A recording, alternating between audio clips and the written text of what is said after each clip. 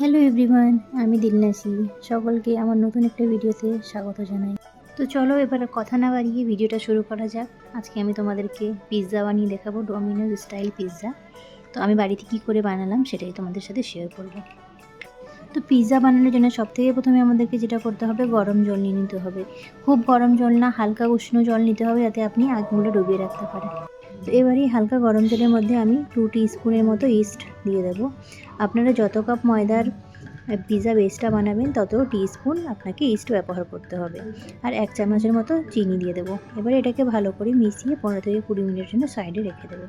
এবারে পিৎজা বেসটা বানিয়ে নেব। তো দেখো, পিৎজা বেস বানানোর জন্য আমি 2 কাপের মতো ময়দা নিলাম। আমি মিডিয়াম সাইজের বানাবো তো 2 কাপ নিলাম। আপনারা যদি লার্জ বানান তাহলে 3 কাপের মতো ময়দা নিয়ে নেবেন।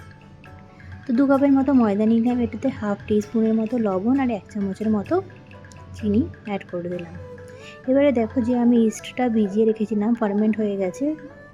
এবারে আমি এটাকে অ্যাড করে দেবো সেই ময়দার মধ্যে। পুরোটাই অলমোস্ট লেগে যাবে। এবারে এটাকে ভালো করে হাত দিয়ে মাখিয়ে একটা সফট ডো বানিয়ে নিতে হবে। দেখো আমি এবারে জলও অ্যাড করলাম। এবারে এটাকে ভালো করে মাখিয়ে নিতে হবে।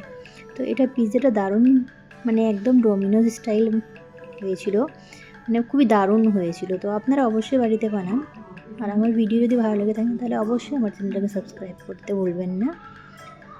তো দেখো আমি এটাকে আপনি সারফেসে করে দিলাম, ট্রান্সফার করে দিলাম যাতে ভালো করে এটাকে সফটভাবে করা যায়। দেখো যাতে পুরোটা একদম ভালোভাবে মাখানো যায়।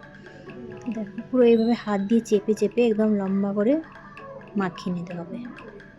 তাতে কি হবে, পিৎজা বেসটা খুব সফট হবে এবং ব্রেড টাইপ হয়ে যাবে, ফ্লাফি টাইপ হবে। তো দেখো আমার মাখানো হয়ে গেছে। এবারে একটা বাটিতে আমি তেল দিয়ে দিলাম। নন ফ্লেভার্ড অয়েল ইউজ করতে হবে, আমি রিফাইন্ড অয়েল ইউজ করেছি। এবারে ডোটাকে এটা গোল করে এর মধ্যে রেখে দিতে হবে। আর উপরে আমি একটু তেল দিয়ে দেবো। এবার তেল দিয়ে মাখিয়ে এটাকে ভালো করে ঢেকে রেখে দিতে হবে এয়ার টাইট। আপনারা চাইলে এখানে পেপার দিয়েও কভার করে রাখতে পারেন।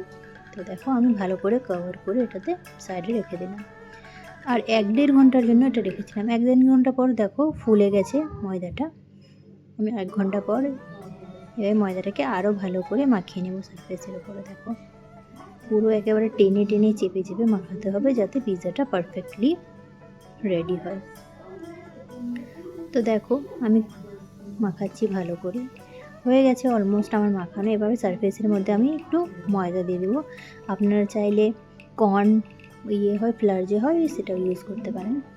তো দেখো এবার আমি পিৎজাটা আটাটা দিয়ে দিলাম। এবারে আপনারা যতটা সাইজের বানাবেন শেপ দিয়ে দেবেন। খুব বেশি মোটাও রাখতে হবে না, খুব বেশি পাতলাও করতে হবে না, থিকনেসটা মিডিয়াম রাখতে হবে। দেখো এবার আমি একটা বেলুনি দিয়ে ভালো করে এটাকে রাউন্ড করে নেব। যতটা সাইজ আমি বানাবো, আমি মিডিয়াম সাইজ বানিয়েছিলাম। দেখো ভালো করে হয়ে গেছে অলমোস্ট। এবারে আমি ইকোবেক যে পেপারটা হয়, ওই পেপার না, ইকোবেক ট্রান্সপারেন্ট যেটা আমি কেক বানাই সেটাতে দেখো আমি রাউন্ড করে কেটে নিলাম আমি যে প্লেটে বানাবো। আর মেন কথা হচ্ছে এটা আমি গ্যাসে বানাবো, মাইক্রোওয়েভে বানাবো না। দেখো আমি একটা পাত্র ফ্রি হিট করার জন্য রেখে দিলাম। এমন পাত্র নিতে হবে যাতে ঢাকনা ভালোভাবে থাকে, কভার হয় যেন।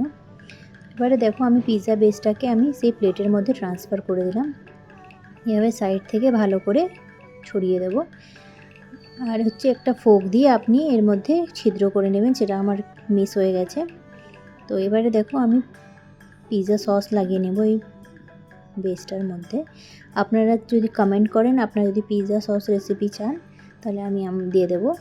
আপনারা কমেন্ট করে বলবেন যদি লাগে আপনাদের কাছে পিৎজা সস রেসিপি, তাহলে অবশ্যই আমি দিয়ে দেবো তোমাদের। তো দেখো পিৎজা সসটা ভালো করে আমি লাগিয়ে নিলাম। এবারে এটাতে আমি ছোটো ছোটো কিউব শেপে পেঁয়াজ কেটে নিয়েছিলাম সেটাই দিয়ে দেবো। আমি এর মধ্যে ক্যাপসিকাম অ্যাড করবো না, আপনারা চাইলে এর মধ্যে ক্যাপসিকাম, তারপর হচ্ছে কর্ন, মাশরুম অ্যাড করতে পারেন। আর দেখো আমি এর মধ্যে চিকেন অ্যাড করে দেবো, কারণ আমি একটি চিকেন টিক্কা পিৎজা বানাচ্ছি। এই দেখো চিকেনগুলোকে আমি কি করেছিলাম, ছোটো ছোটো পিস করে কেটে এর মধ্যে চিকেন যা মশলা দেয়, গোলমরিচ, লবণ, হলুদ, মানে চিকেনে যা মশলা লাগে বেসিক, সেগুলো দিয়ে মাখিয়ে আমি ফ্রাই করে নিয়েছিলাম। দেখো চিকেন আর হচ্ছে পনির দিয়ে দিলাম, পনিরও অ্যাড করে দিলাম। পনিরটাকেও সেই মশলা মাখিয়ে আমি ফ্রাই করে নিয়েছিলাম। দেখো চিকেন আর পনিরগুলো আমি অ্যাড করে দিলাম। এবারে আমি এর মধ্যে চিজ অ্যাড করে দেবো। চিজ হচ্ছে পিৎজার মেন ইনগ্রিডিয়েন্টস। আপনারা যত চিজ অ্যাড করবেন পিৎজা ততই টেস্টি হবে। তো দেখো আমি এর মধ্যে ভরে ভরে চিজ দিয়ে দিলাম। দেখো চিজটা আমি গ্রেট করে রেখেছিলাম, আপনারা চাইলে মজরেলা চিজ অ্যাড করতে পারেন, সেটা গ্রেট করাই আছে। তো আমি নর্মাল চিজ আমি গ্রেট করে দিয়েছিলাম। দেখো আমার চিজ দেওয়া হয়ে গেছে, এর মধ্যে আমি অরিগেনো ছড়িয়ে দেবো উপর থেকে। দেখো ছড়িয়ে দিলাম অরিগেনো, কারণ পিৎজাতে তো অরিগেনো দেওয়া জরুরি। তো অরিগেনো আমার দেওয়া হয়ে গেছে। এবারে এর মধ্যে আমি কিছুটা টমেটো স্লাইস অ্যাড করে দেবো উপর থেকে, যাতে দেখতে সুন্দর লাগে আর খেতেও টেস্টি লাগে। এবারে দেখো আমি ফ্রি হিট হয়ে গেছে আমার প্যানটা। এবারে এর মধ্যে আমি সেই প্লেটে ট্রান্সফার করে দেবো আর ঢেকে আমি আধ ঘন্টা থেকে 45 মিনিটের মতো মিডিয়াম ফ্লেমে করেছি। দেখো আমার হয়ে গেছে রেডি। এবারে আমি কেটে নেব চাকু দিয়ে। আমার কাছে সেই পিৎজা কাটার রোলটা ছিল না, তো আমি চাকু দিয়েই কেটেছি। এটাতেও পারফেক্টলি কেটে গেছিলো, কোনো অসুবিধা হয়নি আমার কাটতে। দেখো আমার কাটা হয়ে গেছে। তো দারুণ হয়েছিল। আপনারা অবশ্যই বাড়িতে বানান আর বলেন কেমন লাগলো আমার ভিডিও। দেখো আমি এর মধ্যে চিলি ফ্লেক্স ছড়িয়ে দেবো আর অরিগেনো ছড়িয়ে দেবো আর এনজয় করবো। তো আমার ভিডিও কেমন লাগলো, আমার ভিডিও যদি ভালো লেগে থাকে তাহলে আমার চ্যানেলটাকে অবশ্যই সাবস্ক্রাইব করে দেবেন। আর আমার চ্যানেলটাতে এরকম নতুন নতুন অনেক ভিডিও আছে, তো আপনারা গিয়ে চেক আউট করতে পারেন। তো দেখো কত পারফেক্টলি একদম সফট পিৎজা রেডি হয়েছে। মনে হচ্ছিল না খেয়ে যে আমি বাড়িতে বানিয়েছি, মনে হচ্ছে আমি অর্ডার করেছি। তো সবাই খেতে খুবই প্রশংসা করেছে। তো আপনারা অবশ্যই বাড়িতে ট্রাই করেন আর বলেন কেমন লাগলো। তো থ্যাংক ইউ।